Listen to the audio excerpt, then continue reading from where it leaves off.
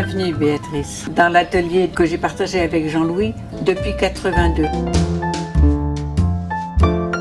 Vous avez été la compagne de Jean-Louis Lambert pendant plus de 50 ans.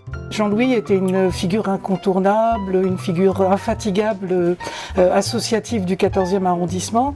Et en plus, il était artiste et artisan, c'est bien ça ? Oui, c'est-à-dire que ces deux objectifs étaient à la fois la création et le souci des autres. Et plus je relis sa vie, plus je comprends ça.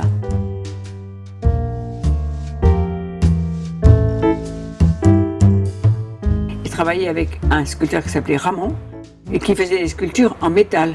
Donc comme il était ferronnier, sa technique aidait beaucoup l'autre. Je m'appelle Jean-Louis Lambert. Je suis arrivé des Vosges à 23 ans pour faire les Beaux-Arts à Paris. Étudiant, j'avais besoin de gagner 40 sous. J'étais heureux de souscrire à des petites annonces qui étaient affichées aux Beaux-Arts et qui m'ont ancré dans le 14e par l'annonce d'un sculpteur que je salue aujourd'hui, le sculpteur Ramon.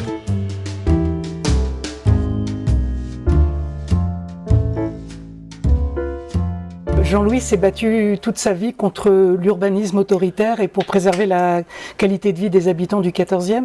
Qu'est-ce que ça a pris comme forme, ce combat ? Ce combat était joint au fait qu'il était créateur.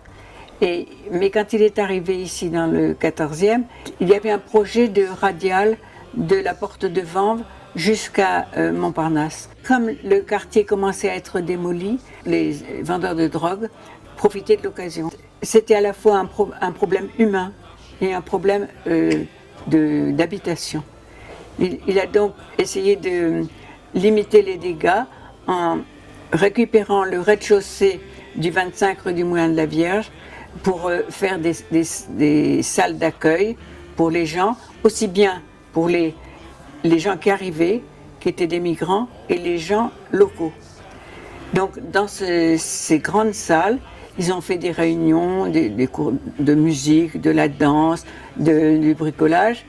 Et petit à petit, il a compris que ce qu'il fallait faire dans le quartier, c'était que les gens qui arrivaient de tous les pays, les migrants, ne cherchaient pas uniquement à devenir comme les sédentaires, mais à ce que leur culture soit respectée. D'abord, ils ont fait des activités culturelles, et puis petit à petit, ils ont compris que les activités devaient être centrées sur l'apprentissage du français pour ceux qui venaient d'ailleurs, l'aide aux devoirs, l'aide aussi à construire des dossiers pour avoir du travail ou des dossiers pour avoir un logement, tous ces dossiers-là. Et donc, des papiers peut-être aussi. Et des papiers.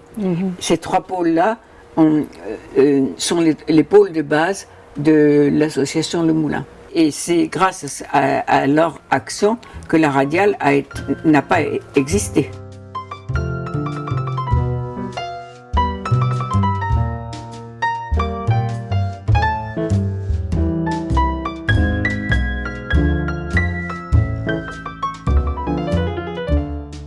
En dehors du moulin, Jean-Louis a aussi travaillé avec les enfants dans d'autres cadres.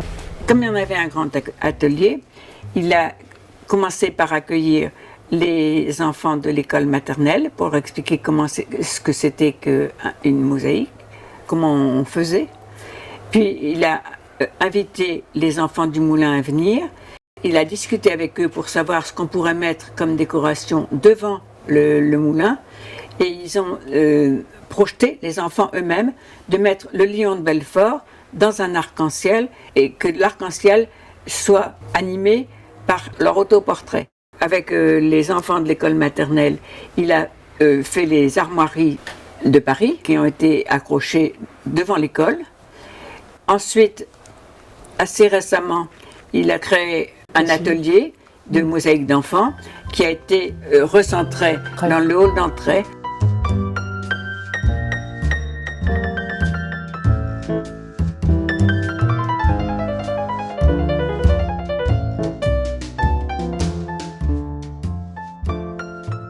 En dehors de son travail avec les enfants dont vous venez de parler, quel est l'héritage artistique de Jean-Louis dans le 14e ? Il y a tout un itinéraire possible dans le 14e où on voit tout ce qu'il a fait. Il y a un dragon qui est faite en mosaïque et en céramique qu'il a aidé à poser. Mais il n'y a pas que ça. Il y a tout ce qu'il a fait par rapport à l'église. Le curé de l'époque, qui s'appelait Bernard Kéruel, a tout cassé dans l'église à partir du concile pour dire la messe face au peuple et pas face au peuple. Donc il a dû refaire les mosaïques. Il a aussi créé un vitrail et surtout il a fait sur le clocher le petit sigle qui montre que c'est une église de chaque côté du clocher pour que ça se voit au métro Porte de Vanves et au métro Plaisance.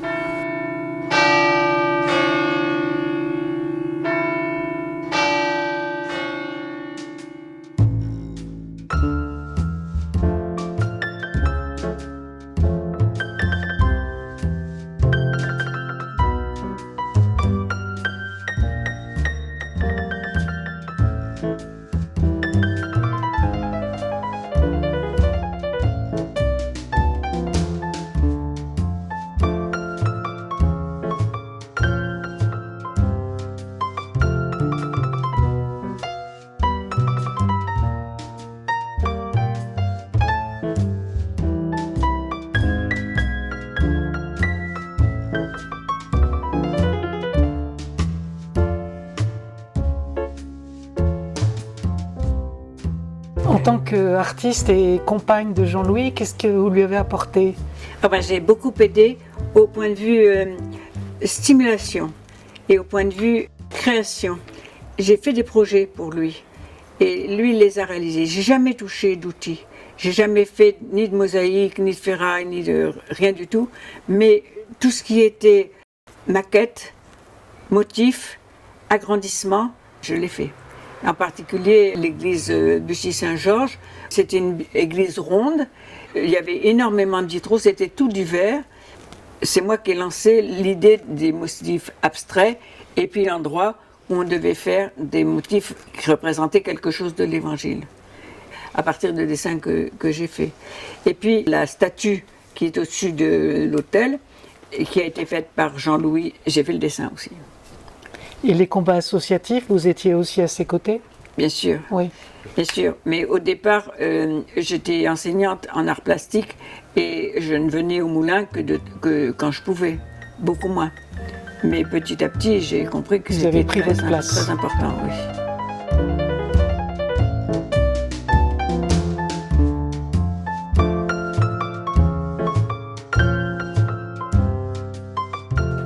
Si vous deviez définir Jean-Louis avec 3 adjectifs, qu'est-ce que vous utiliseriez? Alors je mettrais créateur, le souci des autres, le travail bien fait.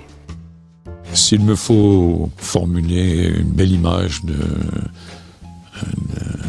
ma vie dans le 14e, c'est certainement les fêtes de rue qu'on a pu organiser. On est heureux de voir tous les artistes dans la rue et le public qui les fréquente. C'était quelqu'un de bien. En effet, il est très aimé dans le quartier, dans le 14e. Merci beaucoup, c'était vraiment un plaisir.